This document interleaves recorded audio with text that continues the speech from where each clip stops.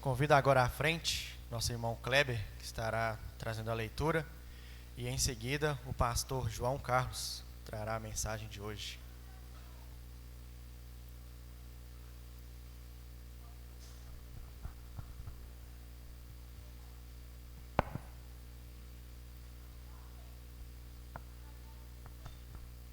Muito bom dia a todos, irmãos, minhas irmãs.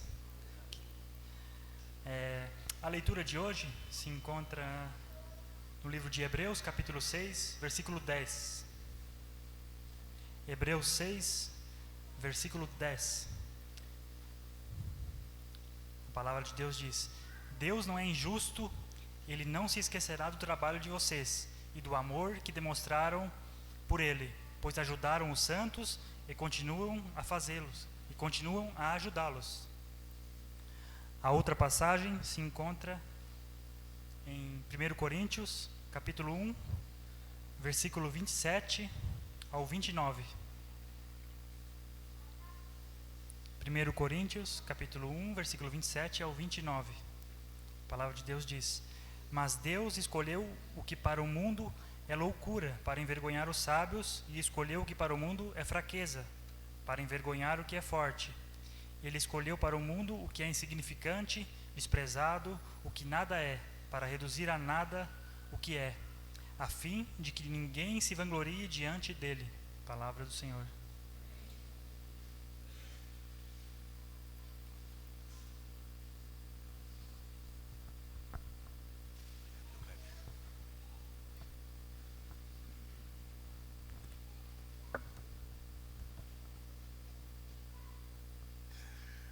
Bom dia a todos.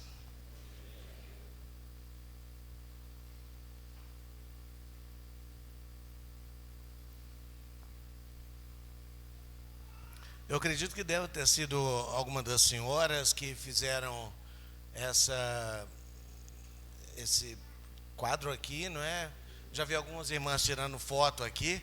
O Jaime falou que é para tirar foto e espalhar, é isso, Jaime?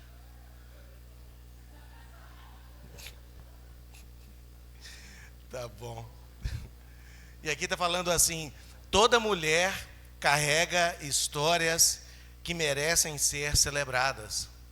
E é verdade.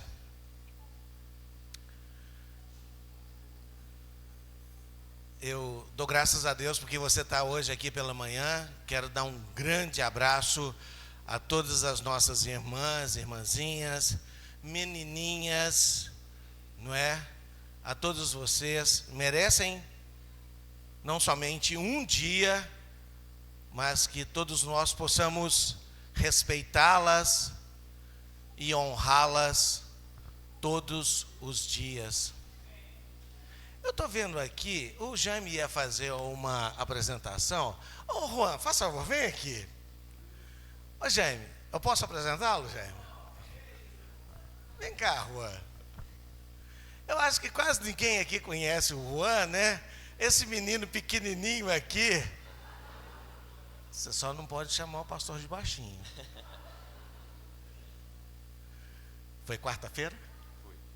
Quarta-feira, o Juan passou pelas águas. O Jaime já falou que nós já vimos aí, né, pelas nossas redes sociais, que ele estava aqui e ele passou pelas águas. Mas é bom que as pessoas possam ver quem é o Juan. E, gente, conversa com esse rapaz aqui, pra vocês verem que gente boníssima que é esse rapaz. Ele é muito bom. Só não pode ficar vermelho não, hein, Juan? Que tímido ele, né? Deus possa te abençoar, né? Essa caminhada que está começando agora. Essa aqui é a sua família. É a sua família na fé. Conte com cada um deles aqui, porque você vai precisar de ter alguém do seu lado para chegar até o final. Deus continue te abençoando. Fica à vontade, Juan. Esse menino é bom demais.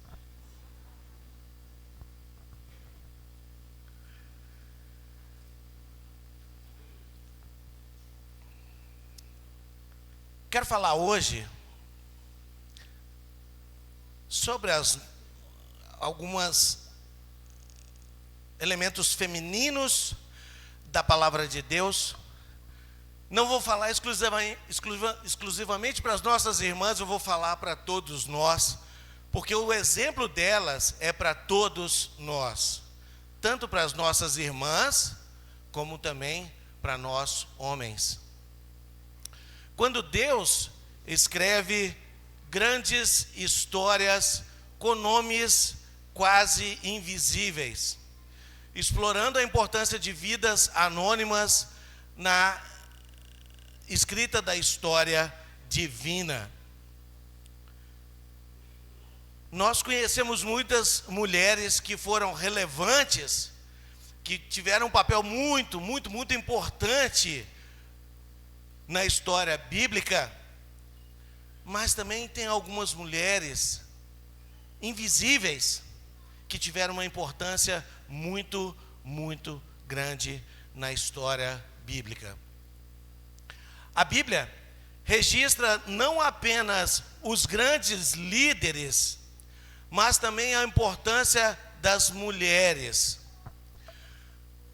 Nós falamos de príncipes, nós falamos de reis, damos muita atenção, o Zico falou aqui, o Roberto falou na oração dele sobre Josué, que foi tão importante na história bíblica, um sucessor de Moisés, uma pessoa, e nós temos tantos homens, tantos reis, tantos príncipes, mas também nós temos mulheres muito importantes.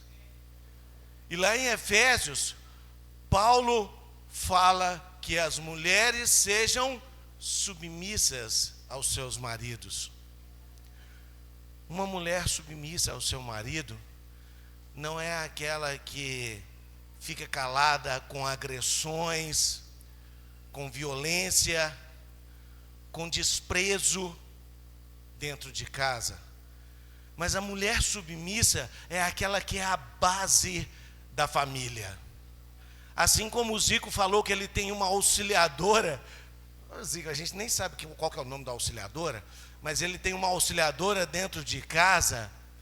Todos nós temos também uma auxiliadora dentro de casa, que sustenta, que é a base da nossa família. E quando acontece da ausência das mulheres submissas, muitas vezes as famílias acabam se deteriorando. Mas então nós vamos falar sobre a importância das mulheres, que mesmo sem reconhecimento, desempenharam papéis cruciais na história bíblica. Elas nos mostram que ações simples e fiéis podem ter um impacto eterno, mesmo que permaneçam anônimas aos olhos do mundo. E esse sermão é um lembrete poderoso de que Deus vê e valoriza cada vida fiel, independentemente da visibilidade que elas tenham. Deus vê quem a história esquece.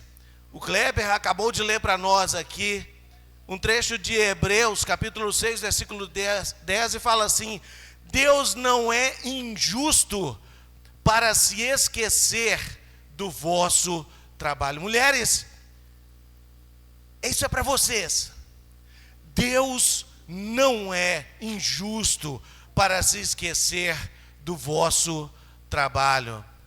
E eu queria mostrar aqui exemplos de algumas mulheres anônimas que não tiveram tanto reconhecimento, mas que tiveram uma intervenção importantíssima na história bíblica. Em 2 Reis, capítulo 4, versículos 8 até 17, tem a história da mulher sunamita. Ela é de uma cidade que se chama Sunã. E o Eliseu, que era um profeta, ele sempre passava por aquela cidade. E ele tinha o costume de passar por Sunã. E essa mulher, que a palavra de Deus não fez questão nem de colocar um nome para essa mulher, simplesmente a mulher sunamita, porque ela é de Sumã, destacou-se pela sua generosidade e percepção espiritual. Toda vez que Eliseu passava por lá, aquela mulher, sabe o que ela fazia? Ela oferecia de forma generosa, gratuita, para Eliseu comida. E ela percebeu que Eliseu era um homem de Deus. E essa atitude simplesmente foi fundamental para a obra de Deus em sua vida. O resultado disso, com o tempo, ela, além de estar fornecendo comida para Eliseu, ela também fez questão de fazer um quarto, um cômodo na sua casa, para que Eliseu, quando passasse por lá, ele tivesse alimento, mas ele também tivesse pousada, ele tivesse um lugar onde ele pudesse recostar e descansar. E ela sim o fez. E aí na próxima viagem, quando Eliseu chegou, além da comida, tinha lá também um cantinho para que ele e os seus, da sua comitiva, pudessem estar lá descansando. E ela fez isso de forma generosa, porque ela acreditou e ela entendeu que Eliseu era um homem de Deus.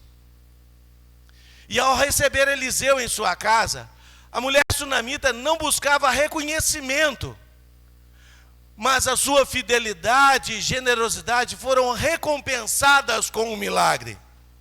Eliseu, ele falou: olha, essa mulher deve estar querendo alguma coisa em troca. Mandou chamar um servo daquela mulher. E quando ele chegou, ele perguntou: o que essa mulher precisa? O que ela quer? Ela, para vocês entenderem, era uma mulher que tinha dinheiro. Ela e seu marido eram ricos. E ela falou: não quero nada, eu quero viver no meu povo, junto com o meu povo. E Eliseu falou: mas deve ter alguma coisa. E aí o servo daquela mulher falou com ele assim: olha, ela queria muito ter um filho, mas ela não tem condições, porque o marido dela é muito velho, e eles não conseguem ter esse filho. E aí Eliseu manda chamar a mulher, e fala assim: sabe o que vai acontecer com você daqui a 1 ano? Você vai ter um filho. E ela falou: Eliseu, meu marido é velho, e a gente já tentou várias vezes e não deu certo. E ela falou: você não me falou que eu sou um homem de Deus? Então acredita em mim. E ao longo de 1 ano, aquela mulher estava com o seu bebê no colo. Você pode não ser vista ou visto por Deus, ou nem mesmo pelas pessoas, mas nenhuma atitude que você faz para Deus passa despercebido por Ele. Esteja certo que Deus está vendo o que você faz, mesmo sem querer reconhecimento, mesmo no anonimato, mas Deus vê o que você faz. O anonimato não limita o propósito. Um trecho daquela mesma leitura que o Kleber fez: Deus escolheu as coisas fracas do mundo. A escolha de Deus, essa é uma outra situação, por cifrar e puar. Quem aqui já ouviu falar em cifrar e puar? Levanta a mão. Alguém aqui? Eu posso contar as mãos levantadas aqui na minha mão. São poucas pessoas que conhecem essas mulheres. Mas vejam o que elas influenciaram na história bíblica. Cifrar e puar, a escolha de Deus por essas mulheres, ilustra que a importância de uma pessoa não está em seu reconhecimento, mas em suas ações de fé. Cifrar e puar eram parteiras lá no Egito. E essas duas parteiras, sem posição de destaque, demonstraram coragem ao desafiar um decreto opressor, preservando vidas e, consequentemente, preparando o caminho para Moisés, o libertador do povo de Israel. Duas parteiras com coragem. Sifrá e Puá eram parteiras hebreias, que apesar de não terem um título ou posição de liderança, desempenharam um papel crucial na preservação da vida durante um período de opressão. O rei do Egito, que é chamado também de Faraó, chamou essas duas parteiras e falou assim: vem cá, vocês, Sifrá e Puá, vem cá. Sabe o que vocês vão fazer a partir de agora? Toda vez que uma mulher hebreia tiver um parto, vocês vão ver. Se é menina, deixa viver. Se é menino, joga no Nilo. Mata. Esse era o decreto do Faraó. Era para matar todos os meninos, todos os bebês do sexo masculino, nascidos entre os hebreus. Mas temeram a Deus. Sifrá e Puá, elas temeram a Deus e desobedeceram ao decreto, salvando muitas vidas, incluindo a de Moisés, que se tornaria o libertador do seu povo. O faraó estava percebendo que continuavam nascendo os bebês de sexo masculino, e ele de novo chamou Sifrá e Puá: vem cá, o que foi que eu falei? Eu não falei para matar os meninos? Sabe o que elas falaram? As mulheres hebreias são diferentes das egípcias. E quando a gente chega lá, elas são muito mais fortes do que as mulheres egípcias.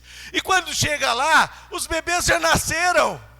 E aí a gente nem tem mais contato com os bebês. Foi isso que elas falaram.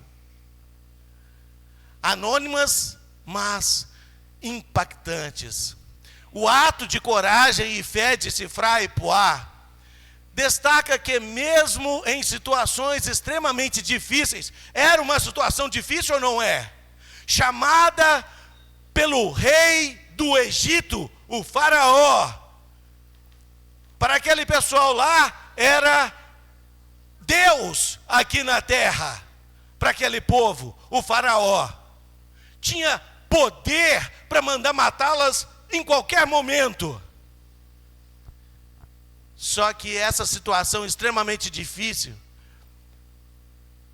a fidelidade a Deus pode levar a resultados que mudam o curso da história.